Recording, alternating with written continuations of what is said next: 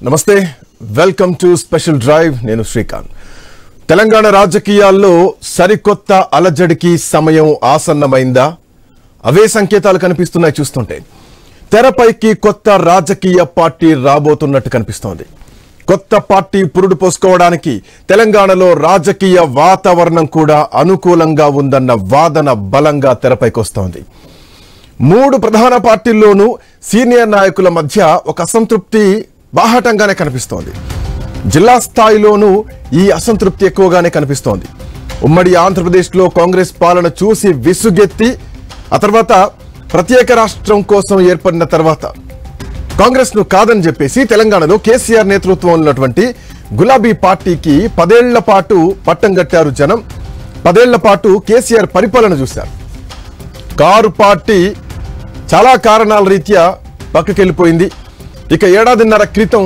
హస్తం పార్టీకి జై కొట్టారు తెలంగాణ రాష్ట్ర ప్రజలు కాంగ్రెస్ పార్టీ అధికారంలోకి వచ్చిన చాలా తక్కువ కాలంలోనే ఏడాదిలోనే చాలా మైనస్ గా గ్రాఫ్ దిగిపోయింది ఇక కేంద్రంలో 11 ఏళ్ల పాటు బీజేపీ అధికారంలో కొనసాగుతున్నా తెలంగాణకు దక్కింది శూన్యమనే అభిప్రాయంలో ప్రజలున్నారు దీంతో కొత్త పార్టీ వస్తే బాగుంటుందనే మూడ్ క్రమంగా ప్రజలతో పాటు కొంతమంది నాయకుల్లో కూడా బిల్డప్ అవుతోంది ఈ మూడ్ను పసిగట్టినటువంటి మూడు ప్రధాన పార్టీలోని అసంతృప్త నేతలు కొత్త రాజకీయ పార్టీ ఏర్పాటు దిశగా అడుగులు వేస్తున్నట్టు కనిపిస్తోంది ఇటీవల మూడు ప్రధాన పార్టీల్లోనూ నిజానికి జరుగుతున్నటువంటి కొన్ని పరిణామాలు చూస్తే కొత్తగా ఒక రాజకీయ పార్టీ భవిష్యత్తులో రాబోతోందా పురుడు పోసుకోబోతోందా అన్న ఆ బలానికి సంకేతంగా కనిపిస్తోంది బీఆర్ఎస్ లో కొద్ది రోజులుగా ఎమ్మెల్సీ కవిత ఎపిసోడ్ కలకలం రేపుతూనే ఉంది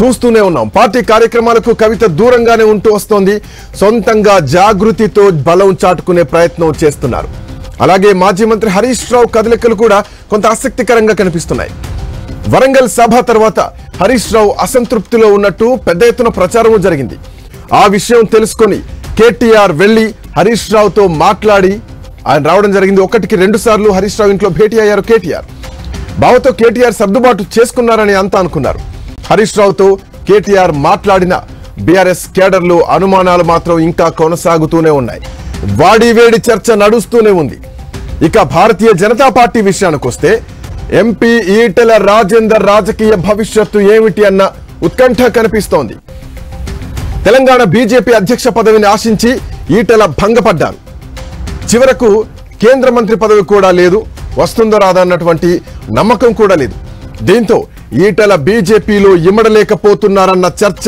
పీక్స్ లో నడుస్తోంది ఒక ఈటెల రాజేంద్ర కాదు బీజేపీలో చాలా మంది సీనియర్లు కమలం పార్టీలు ఉక్కపోత ఫీల్ అవుతున్నారు రాజాసింగ్ బయటకు వచ్చినప్పుడే ఈ కామెంట్ కి ఇంకా ఎక్కువ బలం చేకూరుతోంది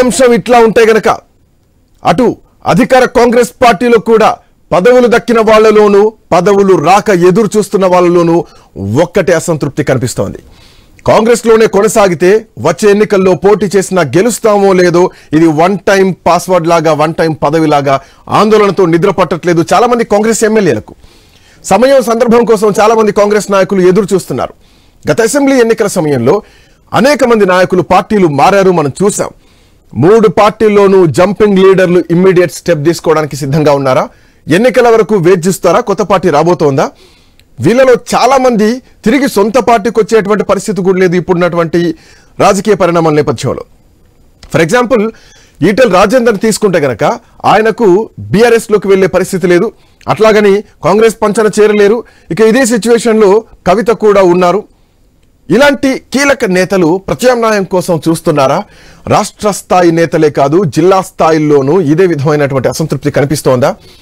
వర్గపోరు తీవ్ర స్థాయిలోనే ఉంది ఇలా అందరూ కలిసి ఒకే వేదిక మీదకి వస్తారా లేక బలమైనటువంటి నాయకుడు తీసుకునే లీడ్ ను గమనించి అడుగులు వేయడానికి సిద్ధంగా ఉన్నారా అయితే ఎవ్వరూ బయటపడడం లేదు బట్ ఏదో జరగబోతోంది దానికి కూడా ఇదే కరెక్ట్ టైం కొత్తగా తెలంగాణలో ఒక పార్టీ పుట్టడానికి అన్నది కూడా ఒక చర్చ సో జరుగుతున్నటువంటి పరిస్థితిని బట్టి ఒడిసి పట్టుకోవడానికి అవకాశాన్ని లీడర్లు సిద్ధంగా ఉన్నారు మొత్తానికి తెలంగాణలో కొత్త రాజకీయ పార్టీ పురుడు పోసుకునేందుకు అనుకూల వాతావరణం కనిపిస్తోంది చాలా అంశాలు ప్రధానంగా తెరపైకి వస్తున్నాయి. కొద్ది రోజులుగా బీజేపీ కార్యక్రమాలకు ఈటల దూరంగా ఉన్నారు.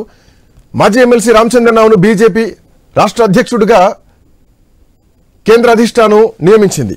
ప్రమాణ స్వీకారం కూడా అయిపోతోంది. సో ఇప్పుడు తెలంగాణలో పరిస్థితి ఏమిటి? ఒక చౌరస్తాలో తెలంగాణ ఉందా? పొలిటికల్ జంక్షన్లో ఎట్లాంటి నిర్ణయాలు తీసుకోబోతున్నారు? సో ఇవన్నీ కూడా ప్రస్తుతానికి ఒక చర్చ అయితే బలంగా నడుస్తోంది. తెలంగాణలో కొత్త పార్టీ పుట్టడానికి ఇదే అదునైనటువంటి టైమా? బలమైనటువంటి నాయకులంతా కూడా మౌనంగానే ఉన్నారు అండ్ అక్కడ ఇమ్మడలేనటువంటి పరిస్థితుల్లో ఉన్నారు.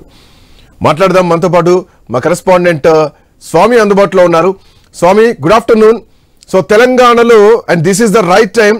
ఈటల రాజేందర్ అంశాన్ని తీసుకుంటే ఈటల రాజేందర్ దారేటు ఘర్వాపసి పోయేటువంటి పరిస్థితి ఉందా? కేసీఆర్ ని మళ్ళీ ఎదుర్కొనేటువంటి పరిస్థితి ఉందా? కవిత అంశం ఇంకా అట్లాగే క్వశ్చన్ మార్క్ కనిపిస్తోంది. సో కాంగ్రెస్ పార్టీలో చాలా మంది అసంతృప్తులు ఉన్నారు. అటు పొంగులేటి అంశం కూడా ఈ మధ్య కాలంలో మనం చూస్తూనే ఉన్న నెంబర్ 2 కోసం తహతాలాడుతున్నారు. సో ఒక కొత్త ప్లాట్ఫామ్ కోసం is this the right time? స్వామి, ఎట్లా చూడొచ్చు ఈ పాయింట్ ని?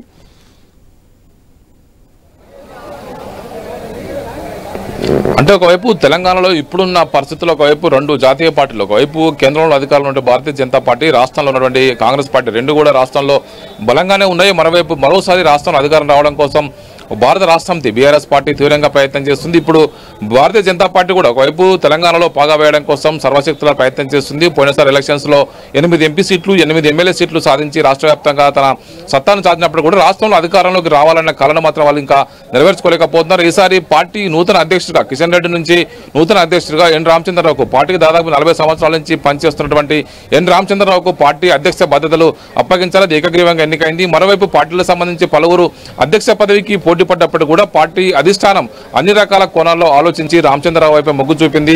ఒకవైపు ఇప్పటి గతంలో పనిచేసిన బండి సంజయ్ వర్గం, మరోవైపు ఈటల రాజేందర్ ఎవరు కూడా వారు అధ్యక్ష పదవిని ఆశించినప్పటికీ కూడా ఒకవైపు పార్టీలో ఉన్నటువంటి పరిస్థితుల దృష్ట్యా వచ్చే ఎలక్షన్ నాటికి ఇప్పటి నుంచి 3 సంవత్సరాల పాటు ఈ అధ్యక్ష పదవిలో రామచంద్రరావు కొనసాగుతారు. కాబట్టి ఇప్పుడు ఆయనను కంటిన్యూ చేయాలి, పార్టీలో పాత కొత్త తరాన్ని అందరినీ కూడా కలుపుకొని సమన్వయంతో ముందుకు పోతారని చెప్పేసి భావించి ఆయనకు అధ్యక్ష పదవులు అప్పచెప్పారు. మరోవైపు తెలంగాణలో పొలిటికల్ సినారియోలో చూసుకుంటే కనుక మరోవైపు బీఆర్ఎస్ పార్టీలో ఎమ్మెల్సీ కవిత తెలంగాణ జాగృతి పేరుతోటి బలమైనటువంటి ఒక రోజు ఏదో ఒక కార్యక్రమం చేస్తూ అడవుడు చేస్తున్నారు.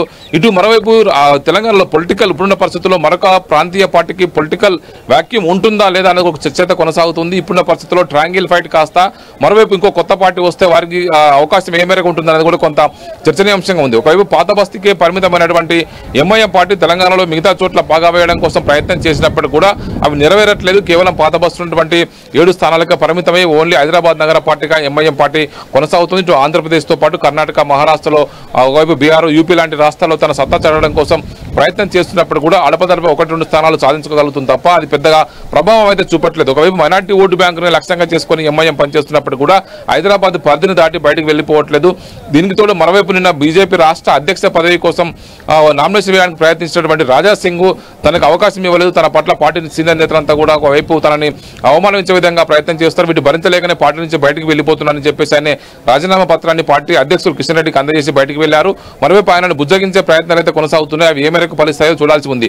మొత్తానికి ఇలాంటి ఈ సిచ్యువేషన్ లో ఒకవైపు ఈటల రాజేందర్ కొంత తనకు అధ్యక్ష పదవి వస్తుందని చెప్పేసి ఇప్పటి వరకు ఆశలు పెట్టుకున్నప్పుడు కూడా పార్టీ అధిష్టానం ఒకవైపు పార్టీ నాయకుల సూచనల మేరకు ఆయనను పక్కన పెట్టి ఒకవైపు రామచంద్రరావుకి ఒకవైపు పార్టీ పగ్గాలు అప్పచెప్పారు. ఆయన కూడా కొంత అసంతృప్తిగానే ఉన్నారు. మరోవైపు ఆయనతో పాటు తెలంగాణలో వివిధ రాజకీయ పార్టీలు ఒకవైపు కాంగ్రెస్ లో పలువురు ఇప్పటికే కొంత ఆర్థికంగా బలంగా ఉన్నటువంటి పొంగులేటి లాంటి నాయకులంతా కూడా వారు కూడా ప్రయత్నాలు చేస్తున్నారు. ఇలాంటి పరిస్థితుల్లో తెలంగాణలో సరికొత్త పొలిటికల్ పార్టీకి ఏ మేరకు వ్యాక్యూమ్ ఉండఅనేది కూడా కొంత క్వశ్చన్ మార్క్ గా ఉన్నప్పటికీ కూడా ఖచ్చితంగా ఈ పరిస్థితుల్లో 2 జాతీయ పార్టీలు ఎదుర్కోవడం కోసం ఆంధ్రప్రదేశ్లో లాగా టీడీపీ, జనసేన లాగా 2 ప్రాంతీయ పార్టీలు ఉంటే తప్పేందన్న చర్చ అయితే తెలంగాణలో కొనసాగుతుంది. ఈ పరిస్థితుల్లో వీరికి అనుగుణంగా ఎవరికి అనుబంధంగా కొత్త పార్టీ వస్తుందనేది కూడా కొంత ఇప్పుడు సస్పెన్స్ గానే ఉంది. ఇప్పటికే కాంగ్రెస్, బీజేపీలు జాతీయ పార్టీలుగా బలంగానే ఉన్నాయి. వారు మరోసారి తెలంగాణలో పాగా వేయడం కోసం కాంగ్రెస్ పార్టీ ఇప్పటి నుంచే ప్రయత్నం చేస్తూ ఉంటుంది. మరోవైపు తెలంగాణలో ఇందులో ఇంకొక పాయింట్ మనం డిస్కస్ చేద్దాం. ప్రధాన పార్టీల్లో ఉన్నటువంటి వ్యక్తులు ఈటల రాజేందర్ ని తీసుకుందాం, రాజా సింగ్ ని తీసుకుందాం, బీఆర్ఎస్ పార్టీలో కవిత, హరీష్ రావు, కాంగ్రెస్ పార్టీలో ఈ మధ్య కాలంలో పొంగులేటి అంశం తీసుకున్నాం. సో బలమైనటువంటి క్యాడర్ మొత్తం కూడా ఆయా పార్టీలు అసంతృప్తిగానే ఉన్నారు. ఇక జిల్లా స్థాయి ఎమ్మెల్యేలను కాసేపు అట్లా ఉంచుదాం. బట్ ఇలాంటి నాయకులు ఒక కూటమిగా ఏర్పడతాయి. ఫర్ ఎగ్జాంపుల్ ఈటల రాజేందర్ తీసుకుంటే కేసీఆర్ తోనే వైరుధ్యం తప్ప హరీష్ రావుతో కాదు, కేటీఆర్ తో కాదు, కవితతో కాదు, కేసీఆర్ తో మాత్రమే. పొంగులేటిని తీసుకుంటే గనక హరీష్ రావుతో, కేటీఆర్ తో కాదు, కేవలం కేసీఆర్ తో మాత్రమే వైరుధ్యం. సో ఇప్పుడు కవిత విషయం తీసుకుంటే తండ్రి కావాలంటుంది, కానీ ఎక్కడ కూడా బీఆర్ఎస్ పార్టీ తనకు సహచరంగా లేదు. రాజాసింగ్ విషయం తీసుకుంటే పూర్తిగా పార్టీనే విభేదించి బయటకు వచ్చారు. సో ఇట్లాంటి నేపథ్యంలో ఈ పంచముఖాలు ఏవైనా ఒక వేదికపైకి వచ్చేటువంటి ఛాన్స్ ఉన్నాయా? అది ఈటల కేంద్రంగానే జరిగేటువంటి అవకాశాలు ఉన్నాయా? ఇట్లా ఏమైనా అనలైజ్ చేయొచ్చా మనం? అంటే ప్రధానంగా ఇప్పుడున్న పరిస్థితుల్లో ఈటల రాజేందర్ బయటికి వెళ్ళి కొత్త పార్టీ పెడతారనేది కూడా కొంత మనం దాన్ని కొంత ఊహాజనితంగానే చెప్పుకోవచ్చు. ఒకవైపు పార్టీలో ఎంపీగా పనిచేస్తున్నారు, త్వరలో ఆయనకు జాతీయ క్యాబినెట్లో కేంద్ర ప్రభుత్వం జాతీయ పార్టీగా పనిచేస్తున్న అతనికి కేంద్ర క్యాబినెట్లో కూడా అవకాశం వస్తున్న ఒక ప్రయత్నం అయితే చర్చ కొనసాగుతుంది. ఇలాంటి పరిస్థితులు ఆయనకి గతంలో ఆయన బీఆర్ఎస్ నుంచి బయటకు వచ్చినప్పుడు మాత్రమే పార్టీ పెడితే జనంలోకి వెళ్ళే అవకాశం ఉండేది. కానీ ఇప్పుడున్న పరిస్థితుల్లో ఆయన అలాంటి ధైర్యం చేస్తారనేది కూడా కొంత క్వశ్చన్ మార్క్ గా ఉంది. ఆయన అలాంటి ధైర్యం చేయకపోవచ్చు అనేది కూడా ఆ పార్టీ నేతలకు సంబంధించి కావచ్చు, ఆయన క్యాడర్ అంతా కూడా చర్చించుకున్న విషయం. మరోవైపు హరీష్ రావు కూడా మొదటి నుంచి కూడా బీఆర్ఎస్ పార్టీలో తను కేసీఆర్ కు వెన్నంటి నడుస్తున్నటువంటి వ్యక్తి. ఆయన ఎక్కడ కూడా పార్టీ లైన్ దాటి వెళ్ళాడు. కేసీఆర్ ఉన్నంత కాలం ఆయన పార్టీలోనే ఉంటారు, ఖచ్చితంగా ఎక్కడ కూడా పార్టీ లైన్ దాటి పనిచేయరు. ఇటీవలగానే ఒకవైపు కేటీఆర్ హరీష్ రావు మధ్య సయోధ్య కుదిరింది. ఒకవైపు వరంగల్లో సిల్వర్ జూబ్లీ బహిరంగ సభ తర్వాత కొన్ని బయటపడ్డటువంటి కొన్ని భేదాభిప్రాయాలు ఇద్దరు కూర్చొని మార్చుకున్నారు, బయట చర్చించుకున్నారు. అది సెటరేట్ అయింది. వాళ్ళిద్దరు కలిసికట్టుగా ఒకే నాణానికి బొమ్మ బొరుసులాగా పనిచేస్తూ ముందుకు వెళ్తూ ఉన్నారు. కానీ వారికి ఇద్దరు విషయం సంబంధించి కవిత విషయమే వారికి కొంత క్వశ్చన్ మార్క్ ఉంది. కవిత రానున్న రోజుల్లో తెలంగాణ జాగృతి సంస్థను కాస్త పార్టీగా మారుస్తారనే చర్చ అయితే పార్టీ వర్గాల్లో కొనసాగుతుంది. ఆమె సొంత కార్యక్రమాలు చేస్తూ పార్టీకి కౌంటర్ కార్యక్రమాలు చేస్తూ ముందుకు వెళ్తూ ఉన్నారు. పార్టీ కంటే ముందుగానే ప్రతి విషయంలో స్పందిస్తూ ఆమె అడావుడి చేస్తున్నారు. ఇలాంటి పరిస్థితుల్లో ఆమె కనుక పార్టీ పెట్టి ఆలోచన ఉన్నట్టుగా కనబడుతుంది తప్ప ఇక్కడ వైపు హరీష్ రావు కావచ్చు, ఈటల రాజేందర్ కావచ్చు, ఎవరు కూడా ఇప్పుడున్న పరిస్థితుల్లో పార్టీ పెట్టడానికి ధైర్యం చేస్తారా లేదా అనేది కూడా కొంత సంశయంగానే మనం చెప్పుకోవచ్చు. మరోవైపు మీరు అన్నట్టు కానీ ఇప్పుడు రాష్ట్రంలో ప్రభుత్వంలో రెండో స్థానంలో మంత్రిగా పోటీ పడుతున్నటువంటి పొంగులేటి శ్రీనివాస్ రెడ్డి ఆర్థికంగా సామాజికంగా బలమైన వర్గం కావడంతో కూడా ఆయన బయటకు వస్తారనేది కూడా ఇప్పుడున్న పరిస్థితులు రాకపోవచ్చు. రాష్ట్రంలో ఆయన మంత్రిగా కొనసాగుతున్నారు. మనకి ఇంకా 3 సంవత్సరాలు ఆయనకు పదవిలో కొనసాగే అవకాశం ఉన్న పరిస్థితులు ఆయన ఎందుకు వదులుకొని బయటకు వస్తారని చర్చ కొనసాగుతుంది. మొత్తానికైతే ఇప్పుడున్న పరిస్థితుల్లో తెలంగాణలో మరొక ప్రాంతీయ పార్టీకి స్కోప్ ఏ మేరకు ఉన్నది, దాన్ని తీసుకొచ్చే నాయకుని బట్టి, జనాన్ని ఆకర్షించే పరిస్థితిని బట్టి మాత్రం ఉంటే తప్ప ఇప్పుడున్న పరిస్థితుల్లో ఇలాంటి పరిస్థితుల్లో ట్రాంగిల్లో మీరు అన్నట్టు 5-6 పంచముఖాల్లో ఇదంతా కూడా కలిసే అవకాశం కూడా అంత ఈజీగా మనకు కనబడట్లేదు. ఒకవైపు బీఆర్ఎస్ పార్టీలో సర్దుబాటు అయితే కవిత కూడా బయటకు వచ్చే అవకాశం లేదు. ఆమె కూడా తండ్రితో కావచ్చు, సోదరులతో పాటు సర్దుబాటు చేసుకుంటే ఆమె బలమైన పదవి ఇస్తే కనుక ఆమె కూడా బయటకు వచ్చి పనిచేసే అవకాశం కనిపించట్లేదు. ఇలాంటి పరిస్థితుల్లో కేవలం ఆంధ్రప్రదేశ్ లో జనసేన లాగా, పవన్ కళ్యాణ్ లాగా బలంగా బయటకు వచ్చి మరికొద్ది కాలం కొట్లాడిన తర్వాత నిలబడాలనుకునే వారు మాత్రం ఇప్పుడున్న పరిస్థితుల్లో అలాంటి ధైర్యం చేసే అవకాశం కనబడుతుంది. శ్రీకాంత్, థ్యాంక్ యూ స్వామి, థ్యాంక్స్ ఫర్ జాయినింగ్. మొత్తానికి తెలంగాణలో అంటే ఎవరైతే కీలకమైనటువంటి వ్యక్తులు ఉన్నారో వాళ్ళంతా కొంత అసంతృప్తి నేపథ్యంలో అండ్ భారతీయ జనతా పార్టీ అధ్యక్ష పదవి ఎంపిక విషయంలో బీజేపీ క్యాడర్లో కొంత అసంతృప్తి మాత్రం వాస్తవానికి కనిపిస్తోంది. రాజాసింగ్ 1కి 2 సార్లు మాట్లాడుతున్నారు, ఈ రోజు కూడా మాట్లాడారు. కేవలం పార్టీని భూస్థాపితం చేసేటువంటి కుట్రలు జరుగుతున్నాయి భారతీయ జనతా పార్టీలో అన్న మాట. తర్వాత రాజాసింగ్ దారేటు, కవిత దారేటు. సో హరీష్ రావు, కేటీఆర్ ఇద్దరు ఒకటే పోయారా? సో కేసీఆర్ ఉన్నంతకాలం బీఆర్ఎస్ పార్టీలోనే ఉంటారా? సో తెలంగాణలో ఈటల కేంద్రంగా ఏమైనా ఒక భారీ రాజకీయ మార్పు ఏమైనా జరగబోతోందా, లేదంటే ఈటలకు కేంద్ర కేబినెట్లో ఒక స్థానం ఇచ్చేటువంటి అవకాశాలున్నాయా? సో భవిష్యత్తులో ఎట్లా ఉండబోతుంది? అసంతృప్తులు ఎటు దారెటు.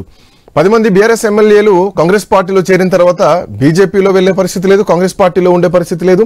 రానున్న కాలంలో కాంగ్రెస్ పార్టీ గెలుస్తా లేదన్నటువంటి ఒక క్వశ్చన్ మార్క్ ఉంది. సరే, ఆ ఎన్నికల వాతావరణం వరకు ఎట్లా ఉంటుందో చూడాలి. రైట్, జిల్లాల పరిస్థితి ఏంటి, నాయకుల పరిస్థితి ఏంటి? నల్గొండ నుంచి మా కరెస్పాండెంట్ కిరణ్ అందుబాటులో ఉన్నారు.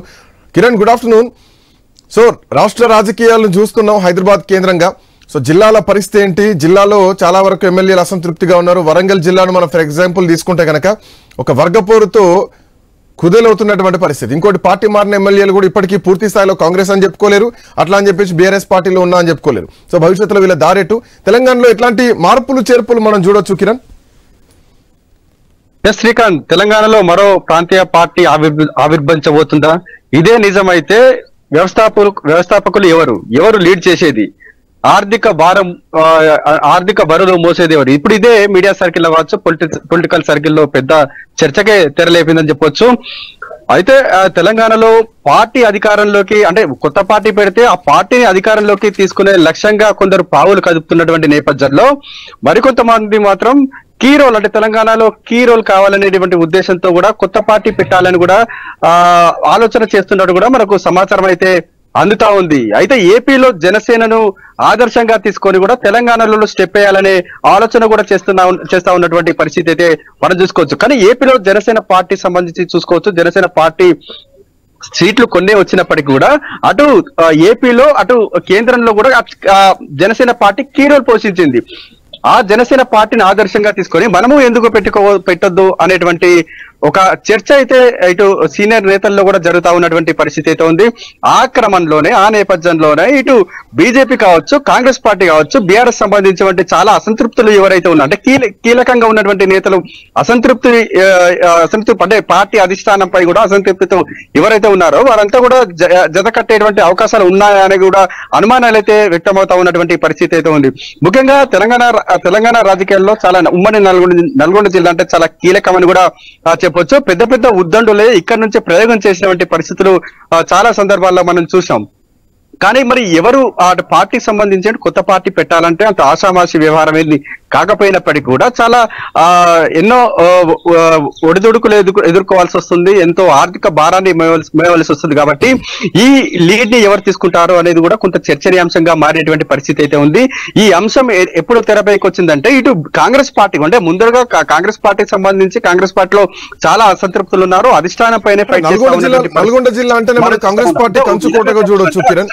ఆరోపణ తేల్చుకునేందుకు కూడా చాలా మంది సిద్ధమవుతా ఉన్నారు. ఇటు బీజేపీకి సంబంధించి కూడా చూసుకోవచ్చు. బీజేపీ రాష్ట్ర అధ్యక్షుని ఎంపిక సంబంధించి కూడా చాలా మంది సీనియర్లు అసంతృప్తితో ఉన్నటువంటి నేపథ్యంలో వారు కూడా చాలా కీలకమైనటువంటి డిసిషన్ అయితే తీసుకోవచ్చు. ఇప్పటికే ఓపెన్ గా రాజాసింగ్ కూడా పార్టీకి రాజీనామా చేశారు, గుడ్ బై అంటూ చెప్పారు, మీ పార్టీకి దండం అంటూ కూడా ఆయన బయటకు వచ్చేసినటువంటి పరిస్థితి అయితే ఉంది. ఇటు బీఆర్ఎస్ పార్టీ సంబంధించి కూడా బీఆర్ఎస్ పార్టీ 10 సంవత్సరాలు ఓ వెలుగు వెలిగింది. అయినప్పటికీ కూడా కొంత ఇప్పటికీ ప్రస్తుతం అయితే ప్రతిపక్షంలో ఉన్నటువంటి బీఆర్ఎస్ ప్రధాన ప్రతిపక్షమైనటువంటి బీఆర్ఎస్ పార్టీ కూడా కొంత ఆ పార్టీ నేతలు కొంత అసంతృప్తి వ్యక్తం చేస్తా. ఎందుకంటే బీఆర్ఎస్ పార్టీలో 3-4 వర్గాలు ఉన్నాయని కూడా ప్రచారం అయితే జరుగుతా ఉంది. మొన్న ఇటీవల తాజాగా ఒక కవిత లేఖ విడుదల కూడా ఆ పార్టీలకు సంబంధించిన గ్రూప్ వివాదాలను కూడా స్పష్టం చేసిన పరిస్థితి అయితే ఉంది. ఇటు బీఆర్ఎస్ పార్టీలో కావచ్చు, ఇటు కాంగ్రెస్ పార్టీలో కావచ్చు, బీజేపీ ఆ పార్టీలకు సంబంధించి ఈ 3 పార్టీలకు సంబంధించి ఎవరైతే అసంతృప్తులు ఉన్నారో అసంతృప్తులు మొత్తం కూడా ఇటు కొత్త పార్టీ పెట్టాలనే ఆలోచన చేస్తున్నట్టు కూడా మీడియా సర్కిల్ కావచ్చు, పొలిటికల్ సర్కిల్లో చర్చనీయాంశమైంది. మరి ఎవరు కీలకంగా వ్యవహరిస్తారు, ఎవరు లీడ్ తీసుకుంటారు అనేది కూడా కొంత చర్చనీయాంశమైంది. ఇటీవల ఒక ఉమ్మడి నల్గొండ జిల్లాకు సంబంధించినటువంటి ఒక ఎమ్మెల్సీ కూడా కొన్ని రోజుల క్రితం కీలకమైనటువంటి వ్యాఖ్యలు చేశారు. అంటే బీసీ సంబంధించి అంటే బహుజనులకు సంబంధించి కూడా బహుజనుల పార్టీ అంటూ కూడా ఈ అంశాన్ని అయితే తెరపైకి తీసుకొచ్చారు. ఈ పార్టీలో బహుజనులకే ప్రాధాన్యత ఇస్తామని కూడా చెప్పడం జరిగింది. అంటే కొత్తగా ఒక ప్రయోగాత్మకంగా కూడా ఇటు పార్టీ పెట్టబోతున్నట్టు కూడా ఆయన ప్రకటన కూడా చేశారు. అంటే ఆ దిశగా కూడా అడుగులు వేశారు. కానీ ఆ అడుగు ముందైతే పడలేదు. ఎందుకంటే ఒక పార్టీ పెట్టాలంటే కొంత ఆర్థిక బరువులు పోయాలి. అంటే ఎందుకంటే ఆర్థికంగా ఉన్నవారు కూడా కోఆర్డినేషన్ చేసుకోవాల్సినటువంటి పరిస్థితి అయితే ఉన్నప్పటికీ కూడా ఆ నమ్మలేదా లేకుంటే ఇప్పుడు ఎందుకంటే 3 ఏళ్ళు ఇంకా ఎన్నికలు ఉన్నాయి కాబట్టి ఇంకా ఇప్పుడే ఎందుకు స్టెప్ వేయాలని కూడా ఆలోచన చేసినట్టుగా తెలుస్తోంది. ప్రస్తుతం అయితే ఆ బీసీల బహుజనాలకు సంబంధించి కూడా ఒక పార్టీ పుట్టుకొచ్చే అవకాశం కూడా ఉన్నట్టుగా తెలుస్తోంది. అయితే ఇప్పటికైతే అడుగు ముందు పడలేదు కానీ ఇంకా ముందు మాత్రం ఆ పార్టీ కూడా పుట్టుకొచ్చే అవకాశాలు అయితే ఉన్నాయి. ఇటు అసంతృప్తులకు సంబంధించి తాజాగా ఇటు 3 పార్టీలకు సంబంధించిన అసంతృప్తులకు సంబంధించి కూడా అంటే తెలంగాణ ఏం జరగబోతుందో చూద్దాం. Kiran I'll come back to you. మీ దగ్గర నేను మళ్ళీ వస్తాను. సో మొత్తానికి తెలంగాణలో అంటే ఒకవైపు ఇప్పటికే బీసీ నినాదం ఊపందుకుంటోంది. సో మరోవైపు రాజకీయంగా అసంతృప్త వాతావరణం కూడా ఎమ్మెల్యేలో కనిపిస్తోంది, వర్గపోర్లు కనిపిస్తున్నాయి. Even in the BRS party, even in the Bharatiya Janata party or also in the Congress party also. So ఇవన్నీ బాహాటంగానే మనకు కనిపిస్తున్నాయి. లేఖల రాజకీయాలు చూస్తున్నాం, మాటల రాజకీయాలు చూస్తున్నాం. సో చేతల రాజకీయం తొందరలోనే రాబోతుందా? ఒక బీసీ నినాదంతో కొత్త పార్టీ ఏమైనా పుట్టుకురాబోతుందా? సో దాని వెనకాల ఎవరు ఉండబోతున్నారు? ఏం లీడ్ జరగబోతోంది? ఎవరి కేంద్రంగా ఈ పార్టీ రాబోతోంది? సో ఈటెల రాష్ట్ర అధ్యక్షుడిగా భారతీయ జనతా పార్టీకి నియమిస్తారని అంతా అనుకున్నారు. బట్ అనూహ్యంగా ఈటెల పేరు మాత్రం రాలేదు. సో ఇట్లా నేపథ్యంలో ఇప్పటికే పెరుగుతున్నటువంటి అసంతృప్తులు, పార్టీ మారినటువంటి ఎమ్మెల్యేలు మళ్ళీ గర్వపసి తీసుకున్నటువంటి పరిస్థితి లేదు. సో నమ్మిచ్చి మోసం చేసి పార్టీ నుంచి వెళ్ళిపోయారని చెప్పేసి కేటీఆర్ చాలా సందర్భాల్లో బాహాటంగానే బహిరంగ వేదికలపైన చెప్పినటువంటి సందర్భం. తెలంగాణలో ఒక కొత్త శకానికి నాందేవన పలికేటువంటి అవకాశం ఉండబోతోంది అన్నది ప్రధానంగా జరుగుతున్నటువంటి చర్చ. కరెస్పాండెంట్ శ్రీకాంత్ అందుబాటులో ఉన్నారు నిజామాబాద్ నుంచి. శ్రీకాంత్, గ్రౌండ్ వాతావరణం ఏంటి, ఎమ్మెల్యేల పరిస్థితి ఏమిటి? సో తెలంగాణలో ఏమైనా భారీ మార్పులు చేర్పులు జరగబోతున్నాయి? ఎందుకు నిన్ను అడగాల్సి వస్తుందంటే, ధర్మపురి అరవింద్ కేంద్రంగా అమిత్ షా మొన్ననే వచ్చి డిఎస్ విగ్రహావిష్కరణ చేయడం జరిగింది.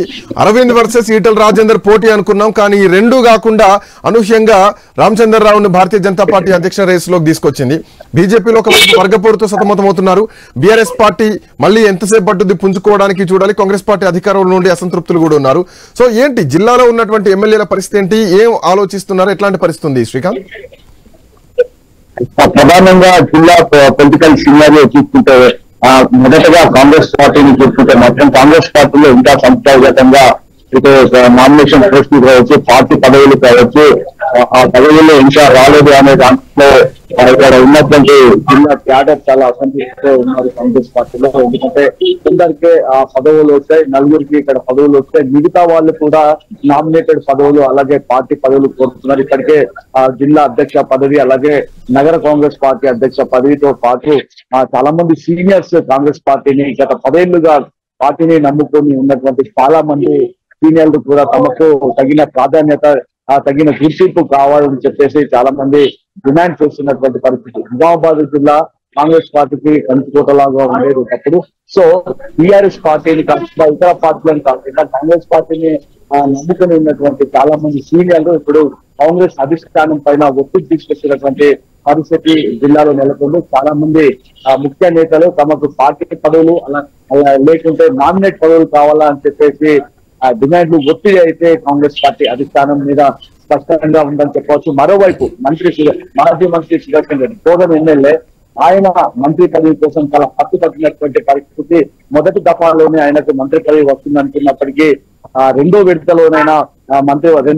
మంత్రివర్గ విస్తరణలో ఆయనకు మంత్రి పదవి వస్తుందని చెప్పేసి ఆశించారు. అటు రేవంత్ రెడ్డి కూడా ఆయనకు హామీ ఇచ్చినటువంటి పరిస్థితి. కానీ మంత్రివర్గ విస్తరణలో ఆయనకు మొండి చేయి చూపడంతో చాలా ఆయన ఇప్పటికే కొంత అలకగా ఉన్నట్టు మనకు తెలుస్తుంది. రెండవ మంత్రివర్గ విస్తరణ తర్వాత నిన్న బోడన్ ఎమ్మెల్యే సుదర్శన్ రెడ్డి జిల్లాకు వచ్చినటువంటి పరిస్థితి. అంటే ఇంకా అలకపాటి మీదే ఉన్నట్టుగా మనకు తెలుస్తుంది.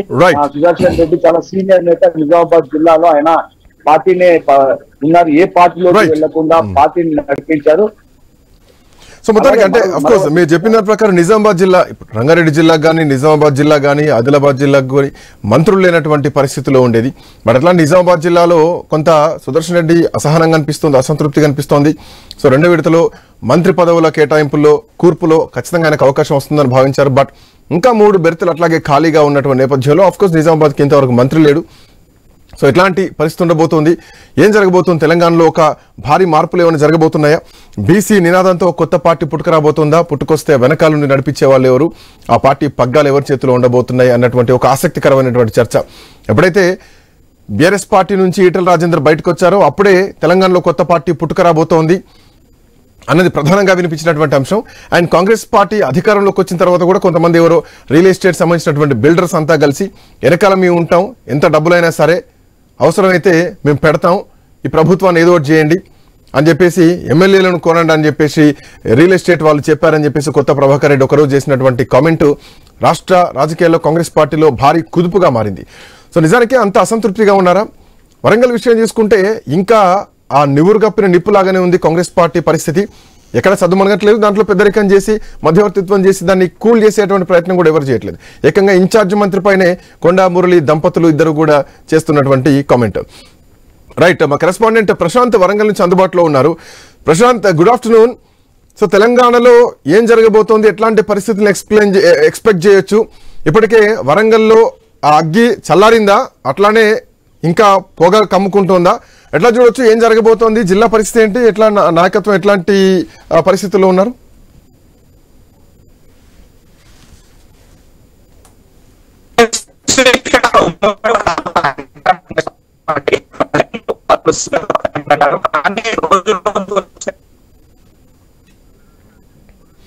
I think Prashant some signal issue ఉన్నట్టుంది, నెట్వర్క్ ఏదో ఇష్యూ ఉన్నట్టుంది. సో మొత్తానికి ఇప్పటికే బీజేపీకి గుడ్ బై చెప్పి ఎమ్మెల్యే రాజాసింగ్ సంచలనం రేపారు. అఫ్కోర్స్ తెలుగుదేశం పార్టీ నుంచి మొదలైనటువంటి ఆయన ప్రయాణం భారతీయ జనతా పార్టీలో ముగిసినట్టుగానే ప్రస్తుతాన్ని చూడాలి. ఎందుకంటే బీజేపీ నాయకులు కూడా అదే కామెంట్ చేస్తున్నారు.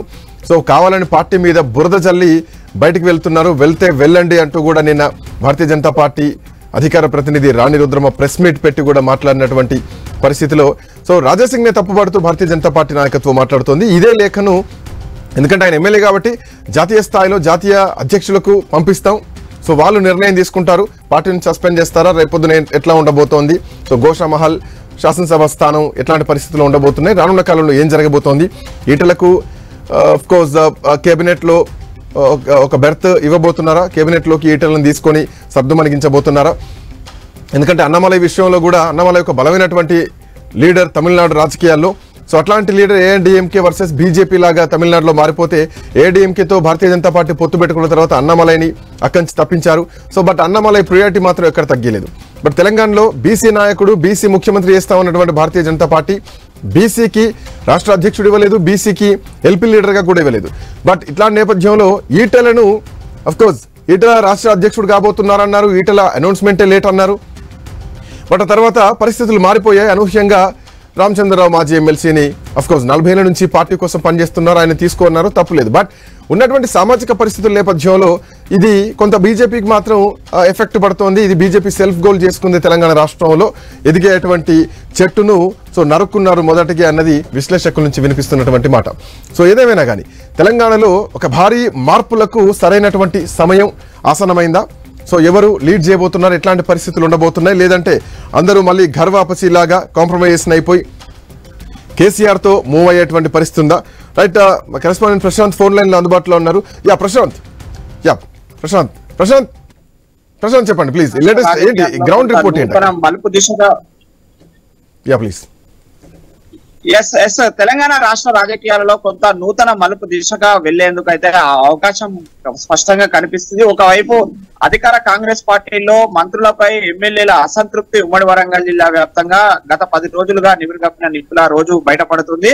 వాళ్ళంతా కూడా స్వయంగా మంత్రి కొండ సురేఖ పైన అటు అధిష్టానానికి, ఇటు పిసిసి అధ్యక్షుడికి, ఇటు సీఎం కు లిఖిత పూర్వకంగా ఆధారాలతో సహా అటు కంప్లైంట్ చేసినా ఎలాంటి చర్యలు తీసుకోవట్లేదని చెప్పేసి ఇటు July 6th కు డెడ్ లైన్ పెట్టారు. అయితే July 6th తర్వాత ఇటు అధికార పార్టీలోనే ఒక పెనుబాంబు జరగబోతుంది అనేది మాత్రం మనకు ఒక స్పష్టమైన ఒక సిగ్నల్ అయితే కనిపిస్తుంది శ్రీకాంత్. మరోవైపు ఇటు తెలంగాణ బీజేపీ రాజకీయ చూసినట్లయితే బీజేపీ పార్టీ అధ్యక్షుడిగా వచ్చే ఎన్నికలను రథసారథిగా నడిపే వ్యక్తి, కొంత ఊపున్న మాస్ లీడర్, క్యాడర్ ఉన్న లీడర్ ను రాష్ట్ర అధ్యక్షుడిగా చేస్తాడని అందరూ భావించారు. కానీ అనూహ్యంగా కొత్త మలుపు తిరిగి ఒక పెద్ద మనిషిగా ఉన్నటువంటి ఎన్ రామచంద్రరావుని అటు రాష్ట్ర అధ్యక్షునిగా చేయడము, ఇటు బడుగు బలహీన వర్గాలు ముఖ్యంగా తెలంగాణ రాష్ట్ర రాజకీయాలలో అందరూ కూడా ఎదురు చూస్తున్నది. గత ఎన్నికలలో బీజేపీ నినాదము బీసీ సీఎం చేస్తామని చెప్పడాన్ని కొంత ప్రజలు స్వాగతించినప్పటికీ కూడా దాన్ని ఆచరణలో పెట్టలేకపోవడం వల్లే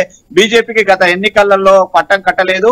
ఆ అనంతరం జరిగిన పార్లమెంట్ ఎన్నికలలో 8 పార్లమెంటు స్థానాలు ఇచ్చినప్పటికీ కూడా మళ్ళీ బీసీని కాకుండా ఓసీని రాష్ట్ర అధ్యక్షునిగా చేసి మరొక రాంగ్ సిగ్నల్ ఇచ్చినట్టుగానైతే అటు బీజేపీ పార్టీలో కేడర్ కావచ్చు సామాన్య ప్రజలైతే భావిస్తున్నారు. అయితే దీన్ని బీజేపీ పార్టీ ఓవర్కమ్ చేస్తుందా, లేదంటే బీజేపీ పార్టీలోని బీసీ నినాదంతో ఉన్నటువంటి లీడర్స్ అంతా కూడా బీసీ సీఎం చేస్తామని ఆశించి వచ్చిన లీడర్స్ అంతా కూడా బయటకు వచ్చి కొత్త పార్టీ పెడతారా అనేది మాత్రం కొంత ప్రశ్నార్థకంగా మారింది. ఎందుకంటే గంపడి ఆశలతో బీజేపీ కేడర్ అయితే చూస్తున్న తరుణంలో ఈ యొక్క డిసిషన్ రావడాన్ని అయితే కొంత వ్యతిరేకంగా చూస్తున్నారు శ్రీకాంత్. మొత్తానికైతే ఇటు అధికార కాంగ్రెస్ అటు కేంద్రంలో ఉన్న బీజేపీ పార్టీలోనైతే అసంతృప్తి నేతలంతా కూడా ఒక చోటికి చేరుతారా అనేది అయితే కొంత ఊహాగానాలు నడుస్తున్నాయి Srikanth. Right, thank you so much Prashanth, thanks for joining.